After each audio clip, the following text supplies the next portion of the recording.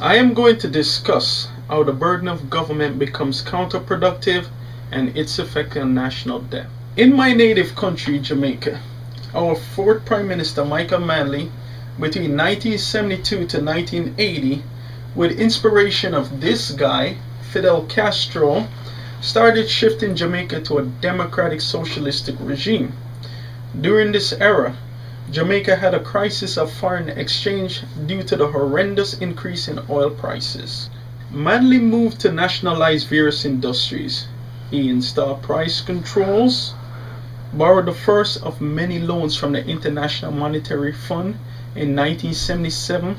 This was based upon a set of austerity measures that the IMF demanded, but then he refused to implement many of the free market-oriented principles.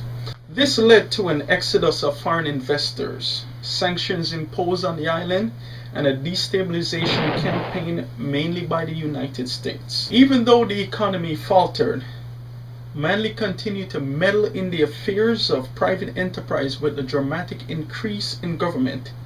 This was done mainly by the introduction of the various ministries. The largest of all, tax collection. Now, in order to finance the public burden and the debt it created, Manley administration did three significant things. One, he increased the taxing authority of his administration. Second, he imposed new rules and regulations on business, especially those involved with trade. And three, print and devalue the Jamaican dollar. This, in essence, curtailed Jamaica's economic development. Today, the debt to GDP ratio is 130%, and 60% of tax receipts are now used to service the national debt. Now, of course, here in America, we had big spender Bush, who financed government with borrowed money, and even greater spender Obama, who just bailed out the various companies through a process they call quantitative easing. To be fair, Jamaica is a developing country with little resources compared to the USA. But what is important to bear in mind is that taxes in Jamaica kept going up as the burden of government increased. And the only solutions that the politicians have is to invent new ways of finding revenue. For Jamaicans outside of government, they participate very little in its democracy.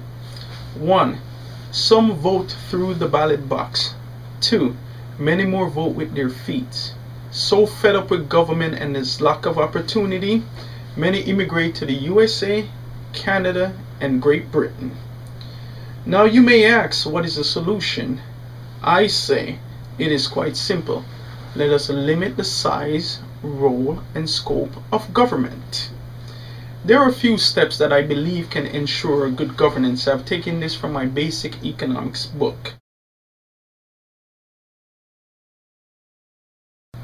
These steps, I believe, will encourage the free market and allow entrepreneurs to foster creating opportunities. Now, in closing, America should not follow the trend of big government and big national debt. It did not work for Jamaica, it is not working for Europe, and it will not work for the USA.